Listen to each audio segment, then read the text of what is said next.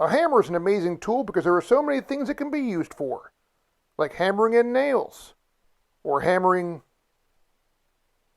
other things. Maybe that was a bad example. The point is, some things can have lots of uses.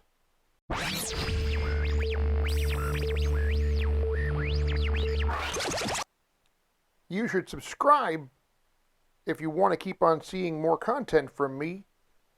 Anywho, back to today's marketing tips. We're going to talk about how to use blogs more effectively. Well, now you've got your blog running, and twice a week or once a week, or maybe you just post even once a month. Here's the thing with having a blog, though. You need to establish yourself and your blog as a source of information and the place that you share your expertise.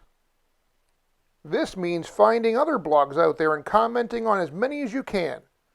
Obviously, only posting useful and informative comments.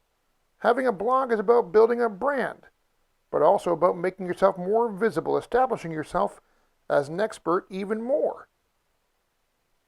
One of the best ways to do that is by becoming part of the conversation. Don't be afraid to share what you know. It's the same with those internet forums. Commenting and sharing what you know will ultimately lead people back to you. This is Arthur Aldman. We'll see you next time.